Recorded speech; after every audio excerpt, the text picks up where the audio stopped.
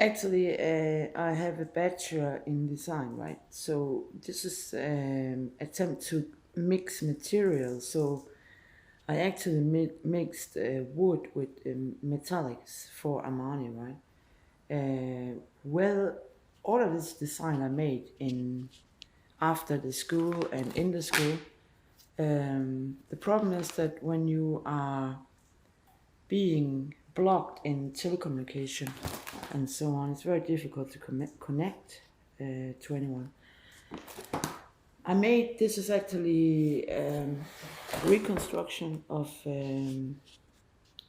Sleipner, which is the Viking sign of goddess horse, right? With the it's a very famous Icelandic thing, I think. And this is a wine bottle or water bottle, and this is perfume flacons and more flacons and glass things, right? So basically, I was studying 3 years, but before that, in the 80s, I made some perfume design that disappeared into the jungle, right? So this is actually after the losses, right? And I think I prefer to make perfume bottles and also glass things. But I can also make furnitures and stuff like that. Airplanes, for example. This is when you draw something, you draw it loose, so you kind of get the idea about something. I had, for example, idea with it's almost like a star, but it's on the top of a bottle. So how you gonna do that and stuff? And I grew up in a very creative world, but it was also very exploring. So I didn't really get anywhere. And it's, I think the, I think the music, film, and design and photos and all of that it's a very competitive world, and it's a very cruel world in a way that if somebody it's beginning to look a bit like what it is. It's a sort of organized crime world. This is actually tush, and it's a difficult art because you can't really make mistakes. It looks like a lot of mistakes, I agree, but it's not. And if you get the right expression, if I, for example, made a black line here, it would maybe push the picture a little bit. So it's funny making tush, which in Paris, if you ask for a tush, you get like a cartoon or a drawing from a newspaper. But in this country, um, they have like this is not tush in a way, but this is a permanent marker, right? But you actually have something in Denmark called like this tush, right? And it's actually wrong, but and it's a tush is a sort of cartoon thing, or like newspaper character or something, right? This actually is self-portrait, and this is I did make actually a lot of graphics, and some of them I don't know where I have them somewhere. This is actually a graphic where I was putting my own picture in and cutting out a little of Billy Idol to kind of make a sort of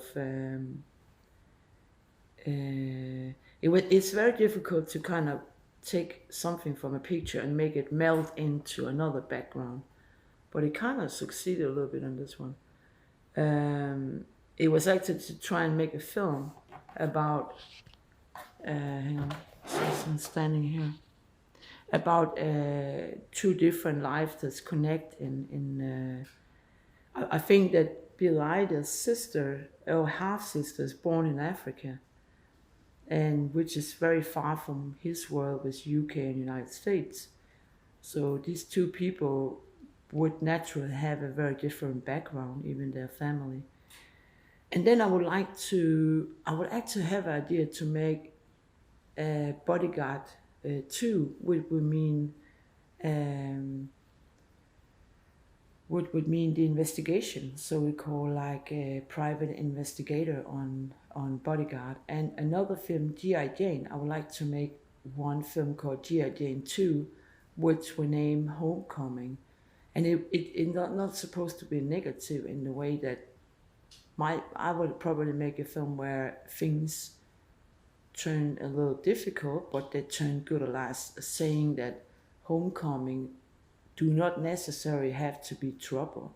Because in the press, it's always like veteran, there are troublemakers and all of that, and it's not true.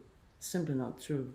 So, and I will also make like a film for the Black Stallion, which is a very traumatic experience, and I think that it would be fun to make a film about the truth of a horse, what it suffers.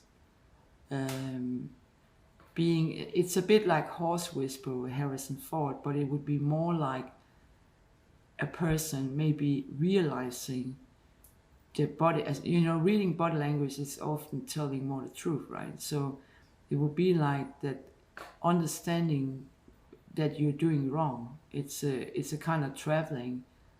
Can we really jump around on a horse with a weight over 100 kilo and think that's all right, and also because riding is in the background, it is a military discipline, and military is destructive no matter how you see it. It looks fine when you're in the parades and stuff like that, but it is a tool of destruction, and the military horses was destructive. They kind of impacted the whole horse world with a kind of military slaughter almost.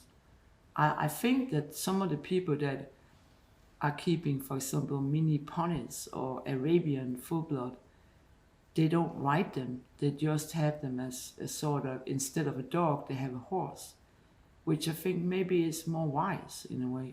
I think we don't need them to carry weight, do we? I mean, do you need to sit up there? I mean, for what purpose actually, I'm not against riding. I had actually a horse that, because everybody was riding around her, so she actually invited me up. Why don't you jump up? And that's unique, But most horses, if they could talk, they would say like, stay away,